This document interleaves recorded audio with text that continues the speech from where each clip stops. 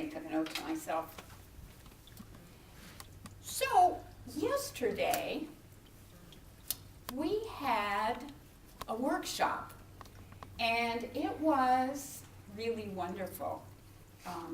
It was called a diversity workshop, but what it really was an inclusion workshop. So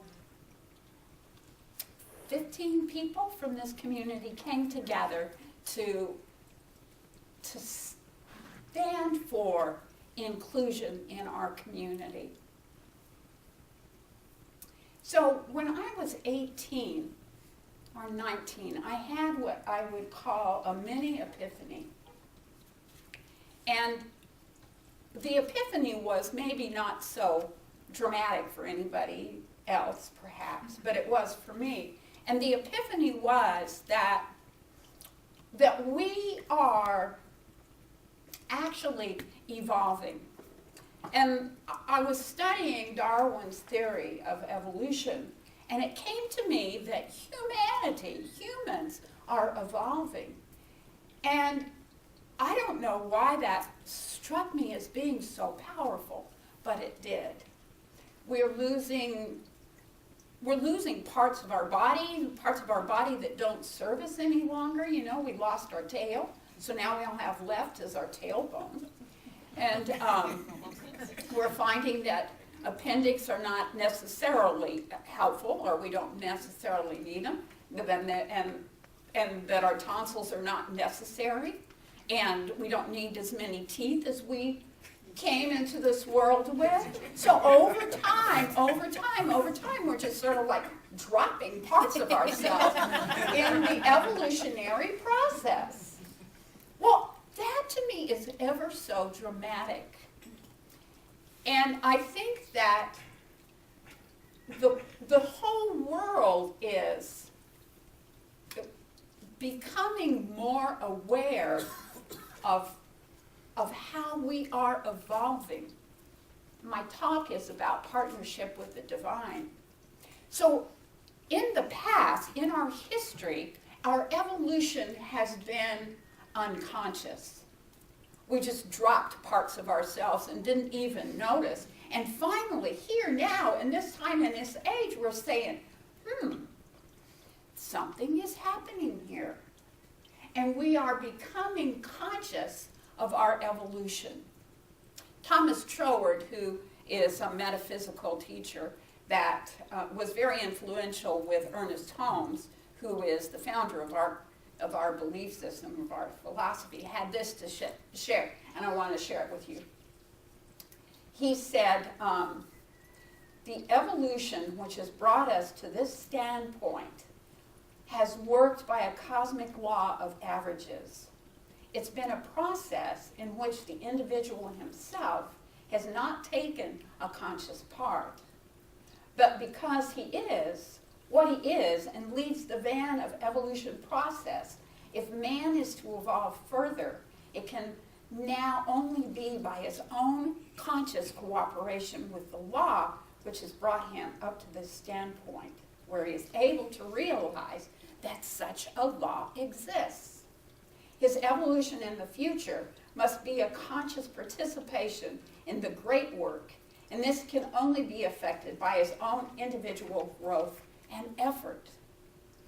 So we are in partnership with the divine now because we're conscious, and we're conscious of the law.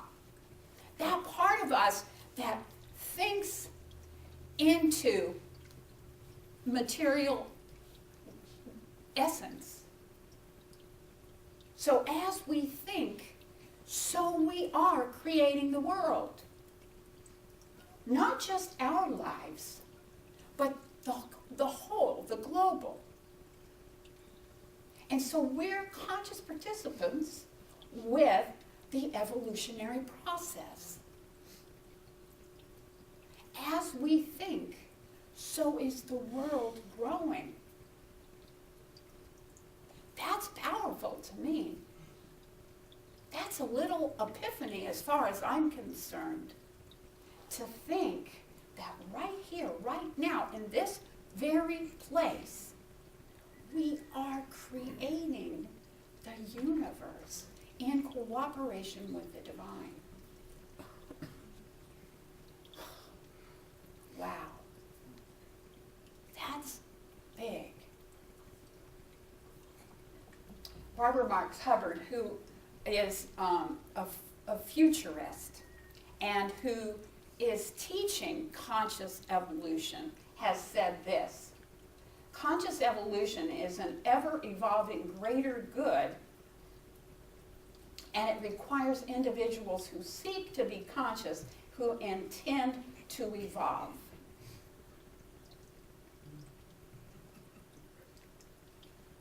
So yesterday we had this workshop. And Circle's Edge, a group of us came together and we said, we want to be part of that creative evolutionary process. Circle's Edge and the group of people who came together said, we want to be the vanguard of the conscious evolutionary process. We want to be inclusive. We want to recognize that no matter what our uniqueness may represent, we want to be a part of it and include it in our center. So no matter what our uniqueness may be, no matter how old or young we are, no matter what color we are, no matter what our belief systems used to be, whatever race or religion or nationality that we represent, we want it here. We want it in this community. And those people that came together yesterday were willing to say, we want to be a part of it. We want to be a part of laying the foundation and the groundwork for conscious evolution, for the changes that must be for our world. So why does it matter? What do we care? We care because we're all one. For me to exclude anyone is in essence excluding part of myself. It's like saying, I don't like this arm. It doesn't work for me, and I'll just cut it off. It's that same concept. When I exclude people, when I say, oh, everyone but them, I'm excluding part of myself, my divinity, my God essence.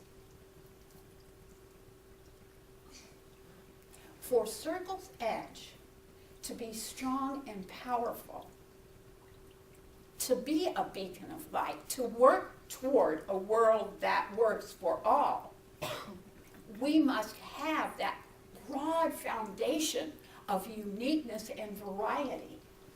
We have to include everyone to build the foundation to be strong. If we don't, we're unstable. It's like trying to build a house on one single pillar, and it has no strength, and it soon will fall. The only way for Circle's Edge to be a viable light in this community is to build this foundation of uniqueness. We sort of, as a group, cast out the whole idea and the whole concept of diversity. because that's exclusionary just in itself. So we came together to call the whole concept of inclusion as variety, as uniqueness, because that's what we embrace. That's what will build a world that works for all. And so why do we care? We care because we're it. We're it. We're the one. We're the God. We're the universe. We're the consciousness of all that is.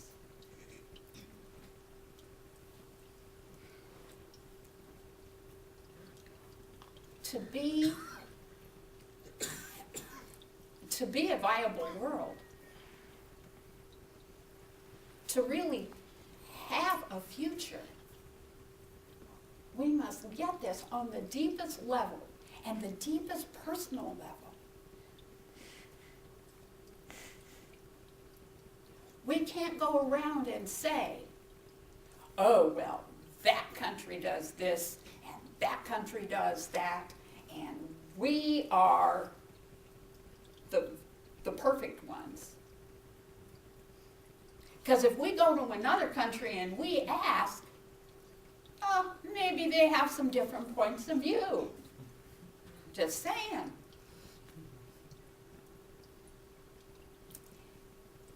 It's a world that's connected now. We can't be isolationists. It's a global economy. If children in some third world country are hungry, that impacts me because I'm part of the whole. I have to care because it's me. We can't say, oh, them out there. Who are they? They are us. We are them. It's all the same. We're all the same. Circle's edge is the microcosm of the macrocosm. The way we behave here, the way we think here, the way we accept here, the way we include here, is the way the rest of the world is going to unfold. Because what we think is what we get. That's the law. Now, we've been moving along for a long time without awareness of this. But right now, we come to the place that if we know, if we are conscious, then it is our responsibility. We can't shun it off on whoever they are. We have to be responsible for our behavior, for our thoughts, for our creative energies. And so that's what happened here yesterday. The seeds were planted. And we talked about once the idea is out there, once the mind is stretched, it cannot return to the place that it was. Now, sometimes we have frustrations. But then we come to the place that we recognize that the frustrations that we have belong to us. They're our frustrations. It's It's about us. I can't blame one other person. Not one. As much as I'd like to. I can't blame one other person for my frustrations. I can't blame one other person for my problems, my difficulties, my anger. I can't do it. It's not about other people. It's not about they. It is about me. And, thank you, ladies, I am that. I am. It's not God out there. It's not the cosmos. It's not the universe taking action on my life. It's me. Me. As the expression of the Divine One, I'm responsible. And as the microcosmic of the macrocosmic, circle's edge is the world. We're it. And if our foundation is weak, if we are exclusionary, if we blame other people for our problems, if we blame other people for their differences, no matter what they may be, that comes to rest on us. We're it. We stand at choice. We stand to be in partnership with the divine. We stand now. We can't go back to where we were because the seeds have been planted. The seeds have been planted. And we get to decide what our garden is going to look like. Are we going to grow a beautiful, thriving, powerful, dynamic community that welcomes all, that works toward a world that works for all? I say yes. I say yes. What do you say? Yes. All right. Let's do it again. Let's say yes. Yes. Good. Let's say yes to Circle's Edge being that powerful, dynamic community that says yes to all the uniquenesses, all sizes, shapes, colors, preferences, all of it. Because when we say no to one thing, we're shutting down, shutting down, shutting down, shutting down.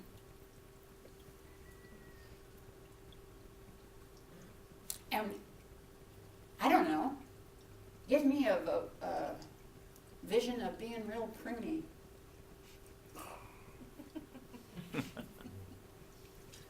But when we say yes, then we become the garden. We become the English garden of glorious variety. When we say yes, we are laying the foundation for a beautiful edifice that is a sanctuary for all.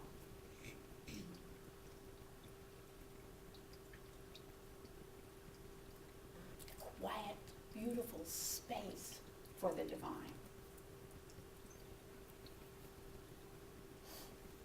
So that's what happened yesterday.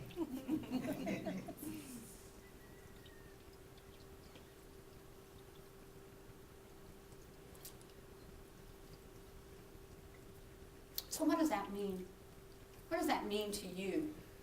What does that mean to you tomorrow?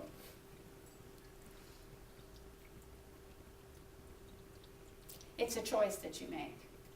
You can leave here and you can let your mind snap shut, or you can leave here and keep your heart open. And when you encounter people that are different than you, when you encounter people that cause you a little aggravation, you get to make a choice. You stand in the partnership with the divine. You get to keep your heart open and be inclusive. And you can say to that person that you work with, perhaps, that aggravates you,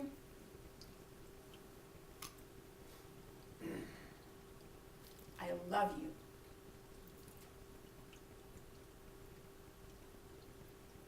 You don't have to say, I love you even though, I love you despite. You get to say, I love you, in whatever way is appropriate for you. And when we, one by one, act from that place of love, and that place of inclusion, and that place of divinity, then we will be consciously evolving. It's totally up to me. It's totally up to you how you want to live in this world and what kind of world you really want to live in.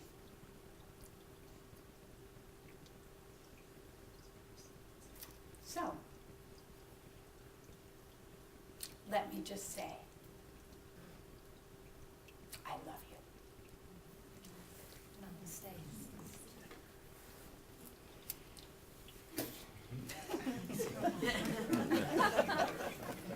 I invite the practitioners to stand with me and join.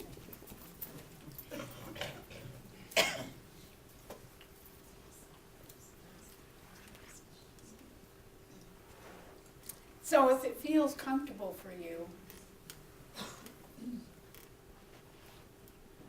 I would invite you to just turn within.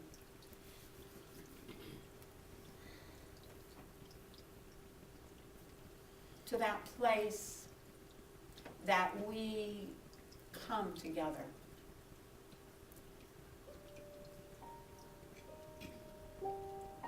To co-create with the divine. To come to that personal place within where you know on the deepest level that you are it. You're the divine.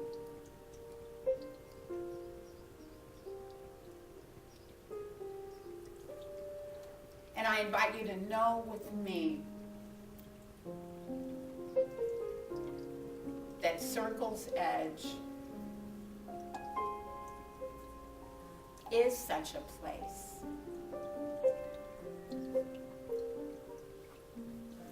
A place where the universal essence resides in a powerful, aware, awake way. Of course, God is everywhere present. But I call you to the place where you are aware of it.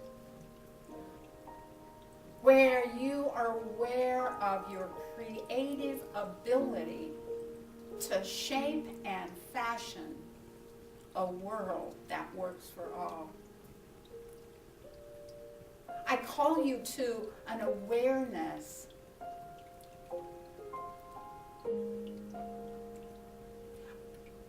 of your creative power. Your ability to make a difference in the way the world unfolds. As you live in peace in your very life, just being aware that your peace is spreading throughout the world. And when you allow peace for yourself, you're creating peace for the greater cosmos.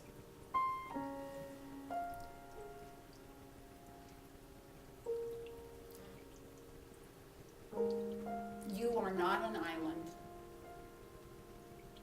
You are not shut off from the world. You're not shut off from divine. You're it. And what you think, how you behave, and how you love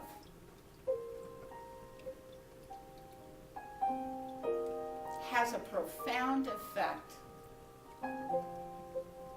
A profound effect for now and forevermore. Your thoughts are creative and they are in your control, and I invite you to rest in that glorious space of peace and harmony and love, and watch it bloom in your life and watch it bloom in the world.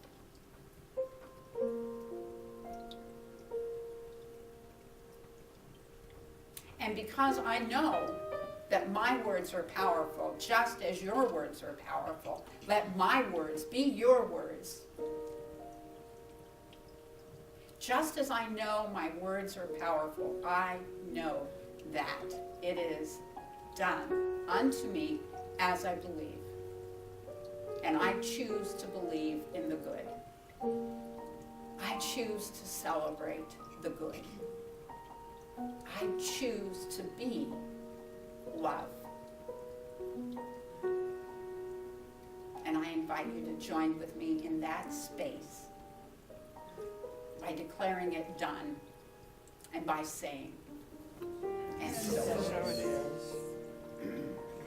Thank you, practitioners. So we'll have another congregational song. Or